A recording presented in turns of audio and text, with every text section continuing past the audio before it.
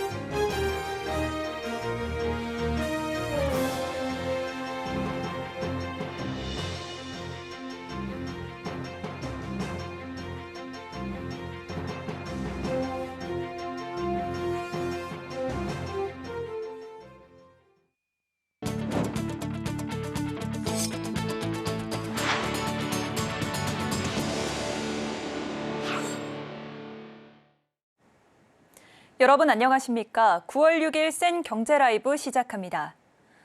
몇 주 전까지만 해도 서울 아파트값 상승세가 심상치 않다는 소식 전해드렸는데요. 얼마 안 돼 분위기가 달라졌습니다.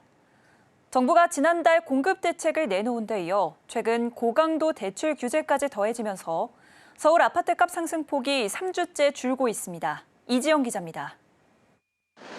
서울 송파구 잠실동에 위치한 리센트 전용 27제곱미터는 지난달 28일 11억 5천만 원에 거래됐는데 최근 1억 2천만 원 떨어진 채 거래됐습니다.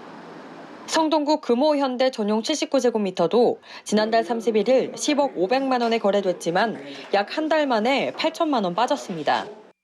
성동구의 한 부동산 중개인은 문의는 계속 있으나 거래로 이어지진 않는다며 집값이 고점이란 인식에 더해 대출까지 조여져 일단 지켜보자는 사람이 많아졌다고 설명했습니다.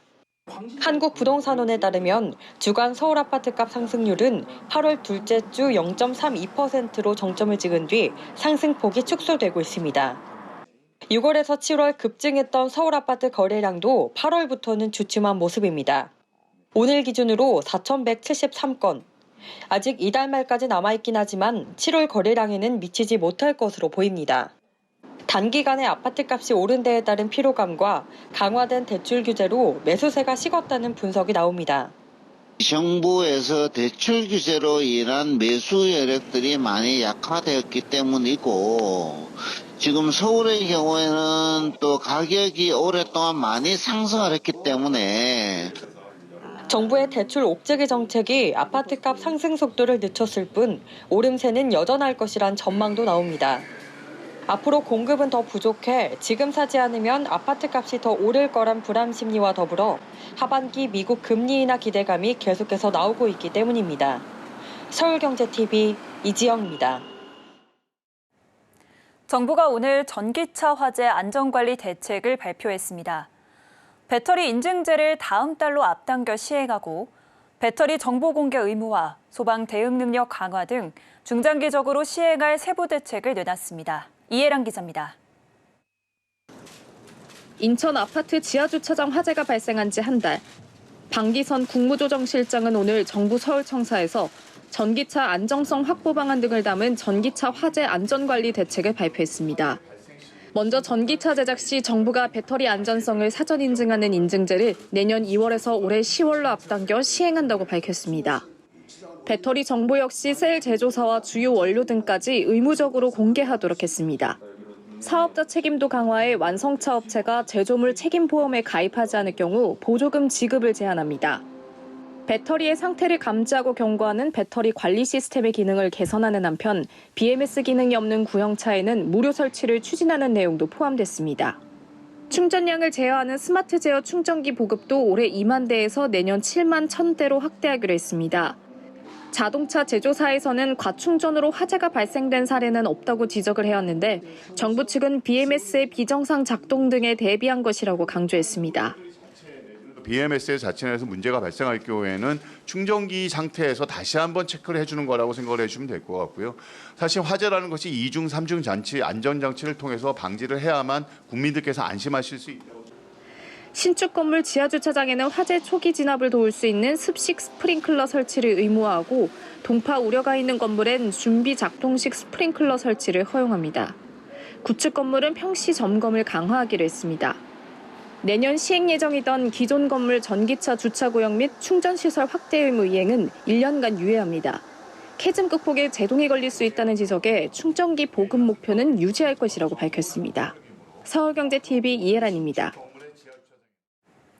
9월은 전통적으로 시장이 약세를 보이는 달입니다. 여기에 미국발 경기 침체 신호까지 자산 시장에 나타나면서 뉴욕 증시가 주저앉자 국내 주식과 가상자산 대장주인 비트코인도 하락폭을 키워나가고 있습니다. 보도에 김보연 기자입니다. 미국 고용지표 발표를 앞두고 투자 시장이 살얼음판을 걷는 가운데 오늘 코스피 장 초반 낙폭을 확대하며 4거래일 연속 하락세를 보였습니다. 코스닥 지수 역시 나흘째 내리막길을 걷고 있습니다. 오후 1시 기준 비트코인은 국내 가상자산 거래소 빗썸에서 24시간 전보다 0.40% 하락한 7,656만 원을 기록하고 있습니다. 이번 추가 하락으로 7,500만 원 선까지 밀리며 7천만 원대 반납 위기감도 높아지고 있습니다. 알트코인 대장주인 이더리움 역시 하락세가 계속되고 있습니다. 고점 대비 40% 가까이 빠지며 약세를 이어가고 있는 겁니다. 같은 시간 이더리움은 빗썸에서 323만 원으로 거래되고 있습니다. 간밤 뉴욕 증시는 연이틀 혼조세를 보였습니다. 다우존스 30 산업 평균 지수와 스탠더드 앤드 푸어스 500 지수는 각각 0.54%, 0.30% 하락했고 기술주 중심의 나스닥 종합 지수는 0.25% 올랐습니다. 투자 심리가 갈피를 못 잡은 영향이란 분석이 나옵니다. 미국 공급관리자협회가 발표한 3월 제조업 구매관리자 지수가 47.2로 예상치 47.5를 하회했습니다. ADP 전미 고용보고서에서도 8월 민간 부문 고용은 시장 예상치를 크게 밑돌면서 불안감을 자극하고 있습니다. 반면 미국의 주간 신규 실업보험 청구자 수는 22만 7천 명을 기록하며 전주보다 5천 명 감소한 것으로 집계됐습니다. 이는 실업 추이가 예상보다 양호하다는 의미입니다. 유동성을 좌우하는 경기 침체 우려는 가상자산 시장에서도 악재로 꼽힙니다. 가상자산 역시 주식과 마찬가지로 위험자산으로 분류되기 때문입니다. 서울경제TV 김보연입니다. 메르세데스 벤츠 코리아의 국내 최대 딜러사인 한성자동차 노조가 오늘 서비스 센터를 중심으로 파업에 들어갔습니다. 최근 전기차 화재로 소비자 불안감을 키우면서 전기차 판매량도 급감했는데요. 내후외환에 봉착한 모양새입니다. 김민 기자입니다. 벤츠코리아 최대 딜러사인 한성자동차 서비스센터 노조 조합원들이 사측과의 임금 협상에서 합의점을 찾지 못하면서 오늘 파업에 나섰습니다. 업계에 따르면 파업에 나선 이들은 전국 금속노조 서울지부 수입 자동차집에 소속 한성자동차 노조 서비스센터 조합원 700여 명입니다. 이들은 이날 하루 파업한 뒤 오는 7일 업무에 복귀할 예정입니다. 한성자동차는 전국에서 벤츠 공식 서비스 센터 22곳과 전시장 27곳을 운영하고 있는 벤츠 최대 딜러사입니다. 올해 임금 협상 과정에서 서비스 센터 조합원들이 파업한 건 이번이 세 번째. 한성자동차 노사는 지난 2월부터 임금 협상을 하고 있는데 임금 인상을 요구하는 노조와 임금 동결을 주장하는 사측이 팽팽히 맞서고 있는 것으로 알려졌습니다. 앞서 벤츠코리아는 인천에서 발생한 전기차 화재로 소비자들의 불안감을 키우고 있습니다. 특히 화재 차량에 탑재된 배터리가 기존에 알려진 대로 세계 1위 브랜드 CATL이 아니라 10위권 기업인 파라시스 제품인 것으로 드러나면서 소비자들의 원성을 받기도 했습니다. 전기차 캐즘에 이번 화재 사건까지 더해지면서 전기차 판매량도 뚝 떨어졌습니다. 카즈이유 데이터 연구소 자료에 따르면 화재 사고가 발생한 모델인 EQE 8월 판매량은 전달보다 48.7% 줄어든 39대에 그쳤습니다. 지난달 8월과 비교하면 88.5%나 감소한 겁니다. 다른 전기차 모델인 EQS는 26.3% 떨어진 28대, EQA 역시 52.5% 줄어든 43대가 각각 판매됐습니다. 업계에선 브랜드 불신이 앞으로 더 거세질 수 있는 만큼 벤츠가 어떻게 소비자 신뢰 회복에 나설지 주목하고 있습니다. 서울경제TV 김민희입니다.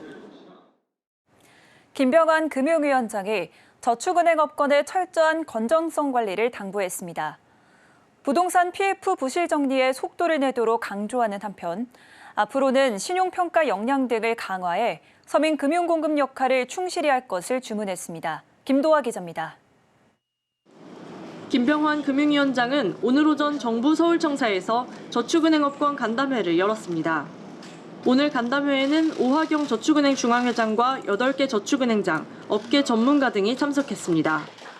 김 위원장은 간담회에서 저축은행의 시장 신뢰를 회복하기 위해 철저한 건전성 관리가 필요하다고 강조했습니다. 부실 우려 등급 사업장은 원칙적으로 6개월 내에 경공매 등을 통해 빠르게 정리하고 사업성 평가 결과에 따라 마련한 재구조화 정리 계획을 철저히 이행하라는 주문입니다. 부실 정리 과정에서 발생할 수 있는 손실에 대비해 충분한 대손충당금 적립과 자본 확충에도 선제적으로 대응하도록 했습니다. 김 위원장은 저축은행들에 대한 쓴소리도 했습니다. 부동산 PF 사태로 직면한 저축은행의 부실 문제가 그동안 지역금융이나 서민금융 공급자 역할보다는 부동산 PF라는 손쉬운 선택을 한 결과라고 일침했습니다. 저축은행이 부동산 PF와 수도권 중심의 대출 쏠림을 해소하고 서민금융 공급기관으로서 역할을 회복하기 위해서는 신용평가 등 영업 역량을 확충하는 것이 무엇보다 중요하다는 지적입니다.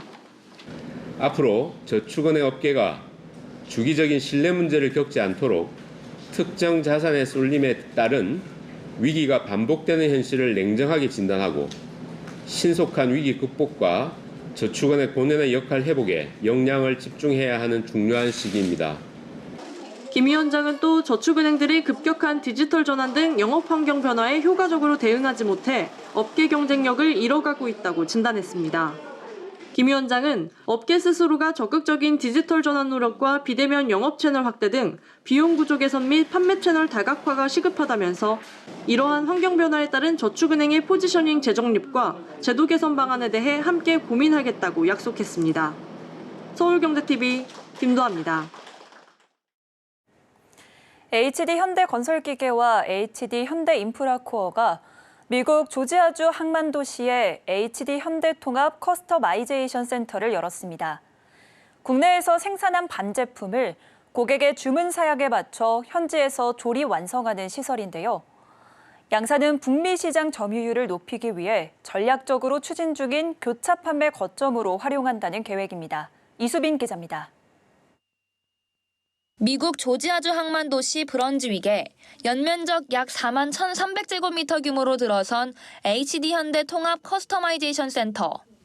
HD현대 사이트 솔루션이 조지아주 서베너에서 각각 운영하던 HD현대건설기계와 HD현대인프라코어의 조립센터를 합친 시설입니다.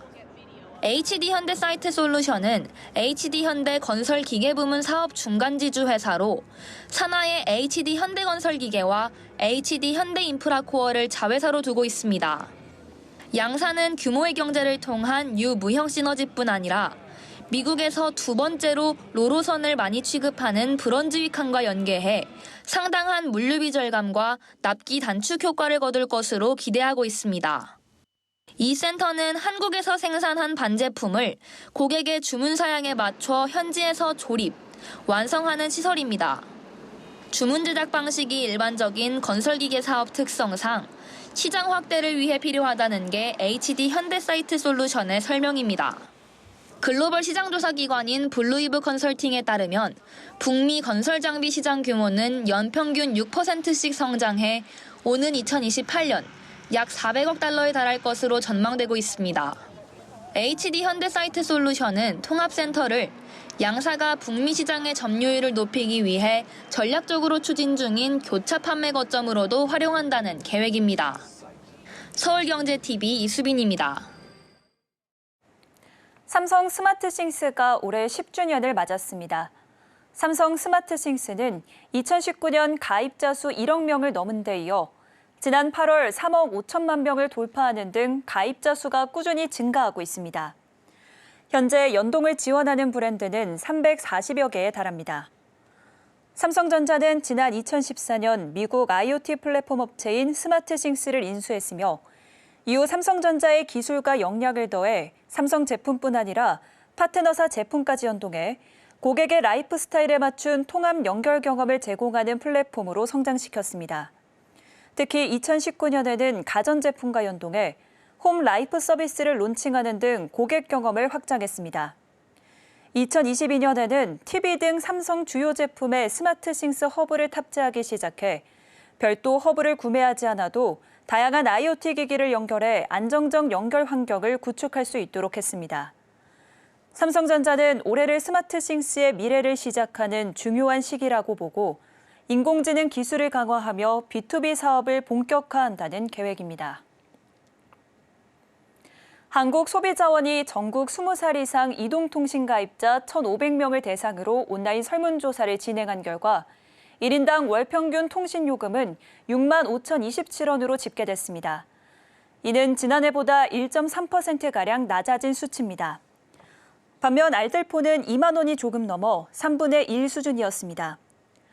소비자원은 알뜰폰은 단말기를 고객이 자체적으로 구매하는 비율이 80%가 넘고 각종 부가 서비스도 이용하지 않기 때문이라고 설명했습니다. 소비자 만족도는 SKT가 5점 만점에 3.5점으로 지난해에 이어 2년 연속 가장 높았습니다. 이어 LG U+가 2위, KT가 3위를 차지했습니다. 또한 알뜰폰 이용자는 이용요금과 요금제 선택 부분에서 이동통신 3사에 비해 만족도가 높았습니다. 잠실 석촌호수가 또다시 예술공간으로 변신했습니다. 러버덕을 시작으로 이번에도 대형 풍선이 찾아왔는데요.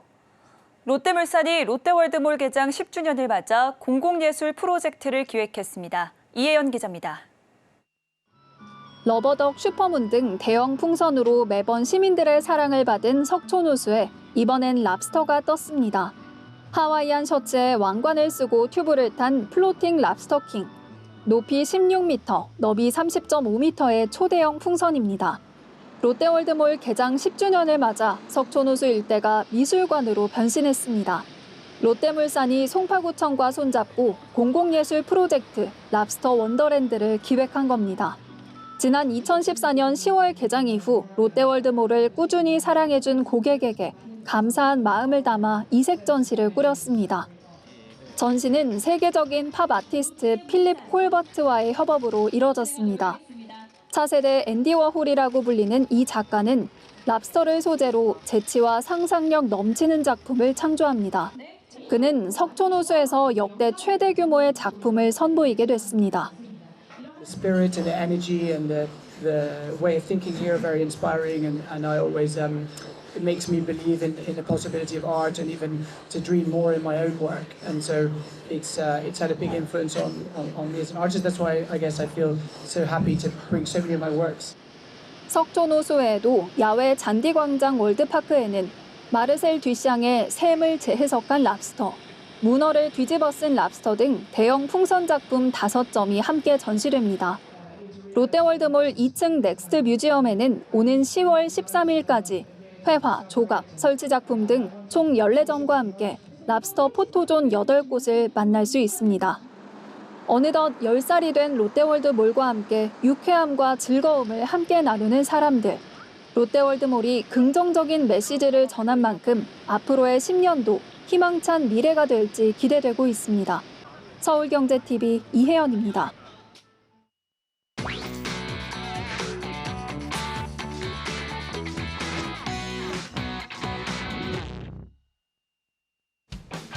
위클리비즈 이수빈입니다. 공차의 타피오카 펄에서 짜장 맛이 난다면 어떨까요? 최근 공차코리아는 펄뽑기 시즌2 메뉴로 짜장 펄뽑기를 출시했습니다. 펄뽑기는 떡 대신 타피오카 펄을 넣어 만든 공차만의 떡볶이 메뉴인데요. 만우절 깜짝 메뉴를 출시됐지만 인기에 힘입어 정식 메뉴가 됐습니다. 이번에 선보이는 시즌2 짜장 펄뽑기는 기존의 매운맛을 덜고 달달한 짜장 소스를 사용해 누구나 즐길 수 있는 맛을 구현했다고 하는데요. 공차의 상큼한 음료들과도 잘 어울려 큰 인기를 끌고 있다고 합니다. 음료와 커피를 넘어 떡볶이까지 영역을 확대해 나가는 공차의 변신이 궁금해집니다. 1,000원 두부와 700원짜리 치즈, 편의점 CU가 득템 시리즈 신상품을 선보입니다. 득템 시리즈는 CU가 지난 2021년 업계 최초로 선보인 초저가 자체 브랜드인데요.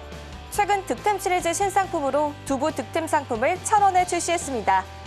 해당 제품은 300g의 요리용 두부로 CU에서 판매하는 기성 브랜드 상품 대비 최대 45%가량 저렴한데요. 이 밖에도 스트링 치즈, 만두, 피자, 계란 등을 유사 상품보다 50% 저렴하게 판매합니다. CU가 가성비 높은 상품을 출시할 수 있는 비결은 중간 판매사를 통하지 않고 100% 직거래 시스템으로 비용을 최소화했기 때문인데요. 저렴한 가격 덕분에 득템 시리즈 상품이 카테고리별 1위를 기록하면서 고물가 시대 알뜰템으로 자리 잡고 있습니다. 이제는 마트보다 편의점에 가서 쇼핑하는 것이 더 경제적인 선택이 될 수도 있겠네요. 택배에 적힌 개인정보 은근히 걱정이셨죠? 롯데홈쇼핑은 개인정보 보호를 위해 고객의 이름과 연락처를 제거한 보안 택배 서비스를 업계 최초로 도입했습니다. 최근 유통업계의 개인정보 유출 사례가 늘어나며 소비자들의 불안감이 커지고 있는 상황인데요. 이를 해결하고자 롯데홈쇼핑에서는 택배의 이름과 연락처를 없애고 개인정보를 암호화한 홈넘버를 도입했습니다. 보안 택배 서비스 이용을 희망하는 고객은 롯데홈쇼핑 모바일 앱에서 간단하게 홈넘버에 가입하면 됩니다. 택배 운송장에는 가입 후 발급받은 홈넘버가 보여지고 이를 통해 자신의 주문 상품 여부를 확인할 수 있습니다. 롯데홈쇼핑 측은 이후 이름과 연락처뿐만 아니라 주소지도 홈넘버에 포함시켜 정보 보안에 힘쓰겠다는 입장을 밝혔습니다. 앞으로 택배 서비스의 개인정보 보호 조치가 얼마나 더 정교해질지 주목됩니다. 지하철 2호선에 보노보노가 깜짝 등장했습니다. 열차 안에 보노보노 그림이 가득 장식된 이번 이벤트는 보노보노 팝업 스토어 사전 마케팅의 일환이라고 하는데요. 이번 팝업 스토어는 조개를 찾아줘 라는 테마로 보노보노가 잃어버린 조개를 찾아 떠나는 여정을 체험 공간으로 꾸몄다고 합니다. 잠실 롯데월드몰에서 진행되는 이번 팝업 스토어는 오는 11일부터 22일까지 열릴 예정입니다. 열차에서 보노보노 그림을 마주한 시민들은 이색적인 광경에 너무 귀엽다, 사랑스럽다는 반응을 보였는데요. 팝업 스토어가 점점 증가하는 만큼 많은 브랜드가 현장을 넘어 사전 마케팅에도 다양한 아이디어를 적용하는 모습입니다. 위클리비즈였습니다.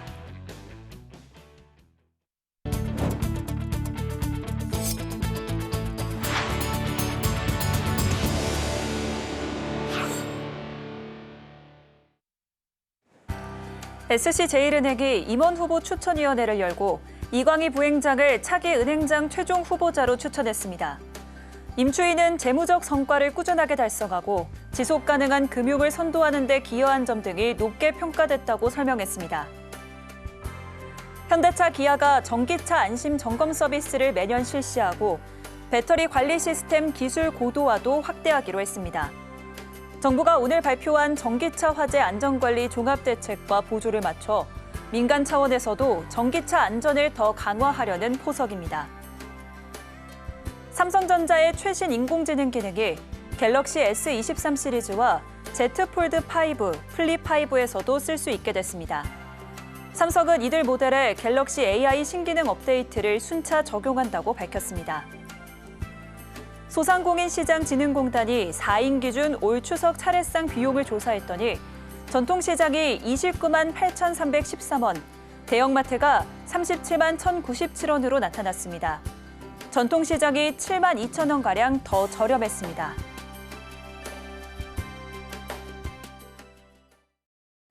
이상으로 센 경제라이브 마칩니다. 함께해 주신 여러분 고맙습니다.